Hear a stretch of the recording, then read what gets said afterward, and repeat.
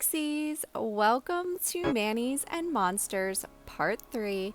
I am going to be doing a fun manicure with some water slides I purchased from Amazon, and it will glow in the dark, and the water slides are like Freddy Krueger and Michael Myers, Jason, Chucky, and Jigsaw from the Saw movies. So those are the ones I'm using today. I loved this manicure. So I'm using all dip liquids for this, so you'll see how I do my nails with dip liquids when using water slides.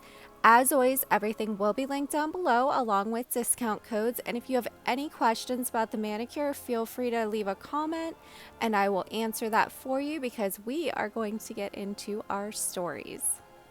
Now, these are stories that I find on paranormal subreddits. There's various ones that I go to try to find stories that I find interesting.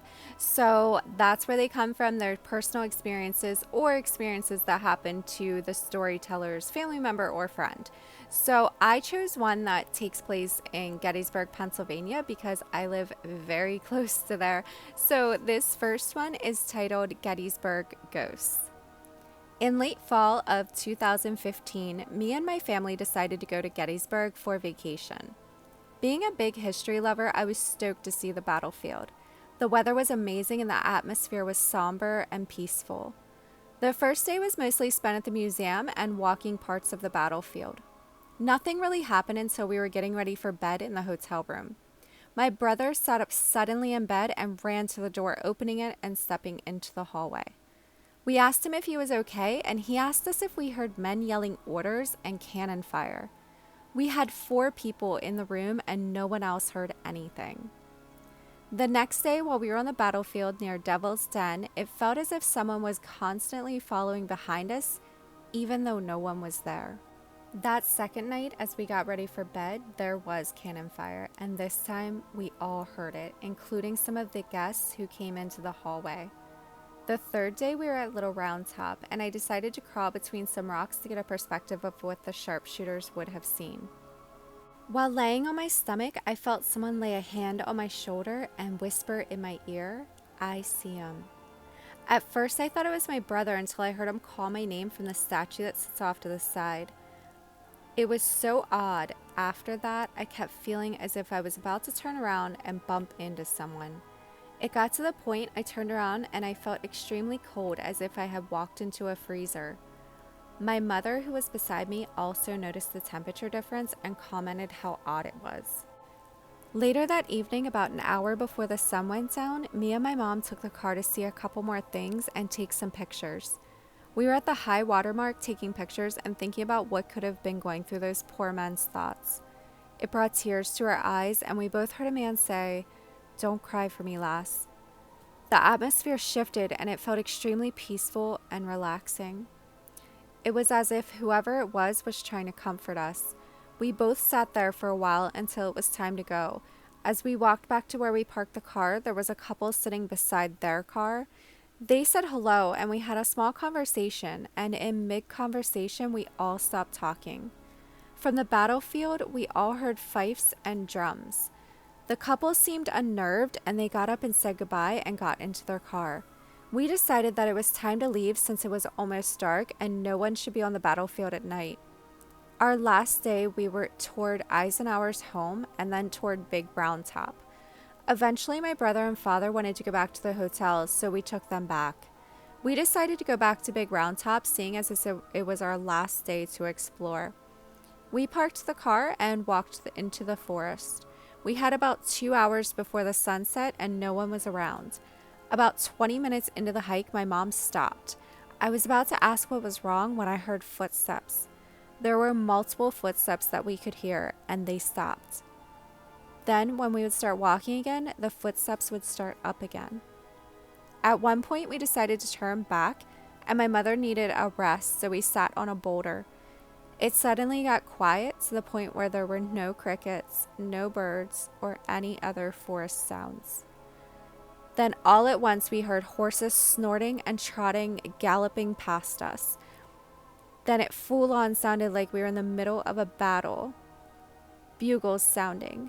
clashing of swords, muskets firing, and lots of men yelling. We were in complete shock, and it lasted for a couple of minutes, then it all stopped. We started talking about what we had just witnessed, and then we heard several men calling out, help me, I don't want to die," and crying. It was so overwhelming that we booked it back to where we parked the car, and when we got to the car, a park ranger was there.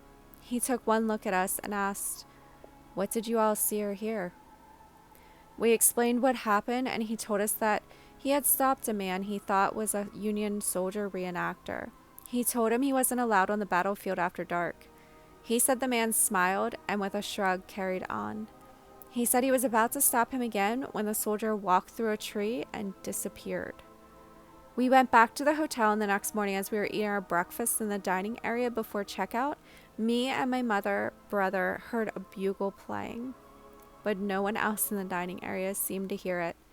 It was all a bunch of strange events, but we did go back, and we even had more experiences the second time. We have several pictures where you can clearly see soldiers on horseback and soldiers around the different spots on the battlefields. I may upload the pictures. If you get a chance, it's a great place for history and the paranormal. Our second story is titled Ghostly Experiences in Cub Scouts. I've never been a non-believer, but I have to see it to believe it. Although I am open to the unexplainable and enjoy reading about it, I also love when something is debunked. I have always found the scariest things to be people. This experience might have something to do with the way I perceive things now. This happened in the late 90s, maybe early 2000s. I was probably between 8 and 10 years old and in the Cub Scouts. Our troop would pretty much always go to the same campground. They had maybe 10 big cabins. Each cabin had a small kitchen, a dining area with 4 to 6 picnic tables, and a giant room with about a dozen bunk bed cots lined up along the 2 walls. There would be a wood-burning stove in the center. In our troop, all the boys' dads would go camping too. The dads would take the bottom bunk, and the boys would be on top. This particular time, we got a corner bunk closest to the front door.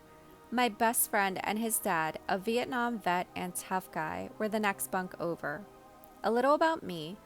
I was always a very shy and socially anxious person. I only ever spoke when spoken to by an adult, and only really talked much with my best friend. I was also kind of a sissy and still kind of am.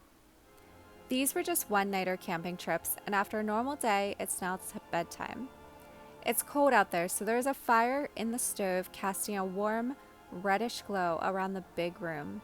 However, it is still dark inside. I can't remember if I couldn't fall asleep or if I woke up, but I was awake.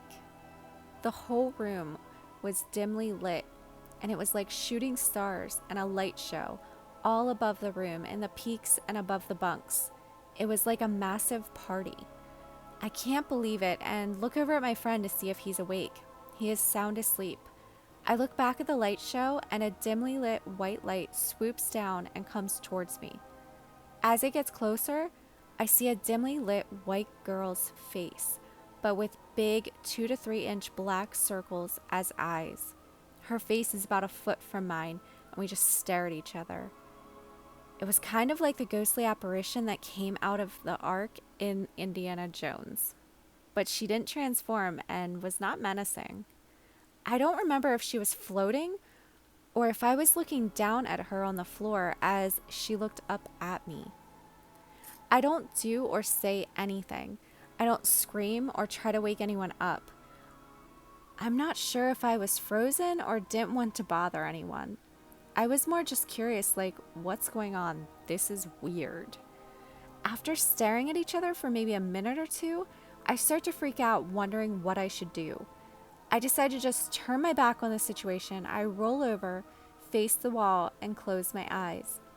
I eventually fell asleep. We all got up the next morning and left. I did not feel good, and I didn't tell anyone about what happened.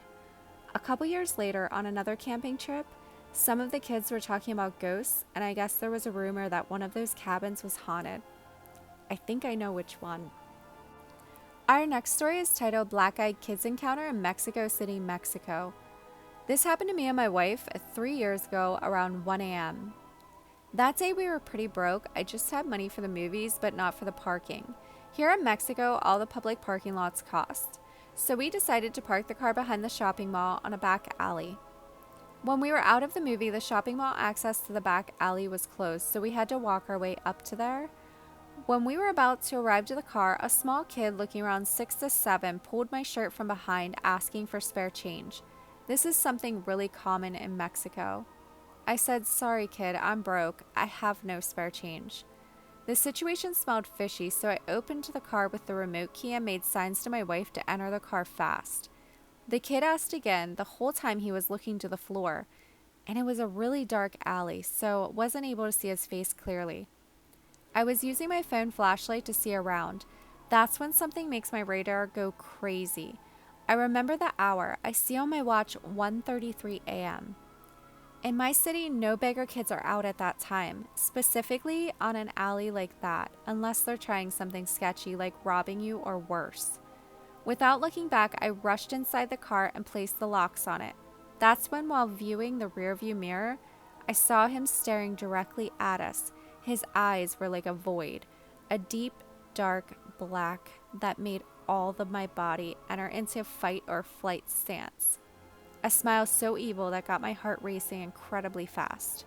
He ran next to my door and knocked on the glass while staring directly at me, asking for money over and over again. He tried to open the door by pulling the handle restlessly. As soon as he left the handle alone by a second, I turned on the car and made a run for our safety. The kids started running behind us almost at the same speed of the car while screaming at us. Finally, we reached a highly transited avenue and the kid was nowhere to be seen. Needless to say, my wife and I were scared shitless. From time to time, we drive by there at 1 to 3 a.m. trying to find that kid again. Have never seen him again. Also, I would like to add the public illumination service doesn't work on that alley. It was really hard to see the kid. My wife was there too. She also saw the eyes of that kid. It gives me nightmares up to this day.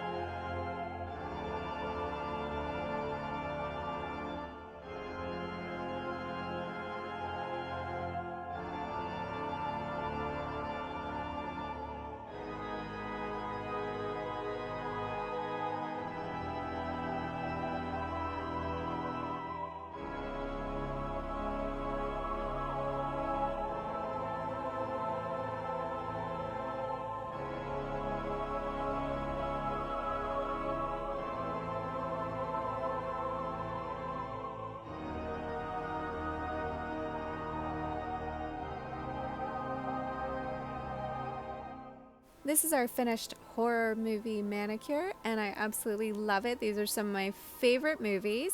So if you like this video, please give it a thumbs up. It helps YouTube recommend it to others. If you have any questions, you can leave a comment below or find me on Instagram at DippingPixie. Make sure you're subscribed with your notifications on. I have new videos every Monday and Thursday. I love interacting with you guys in the comments section, and I appreciate all the love and support that you all show me. That's it for this one, guys, and I will see you in the next one.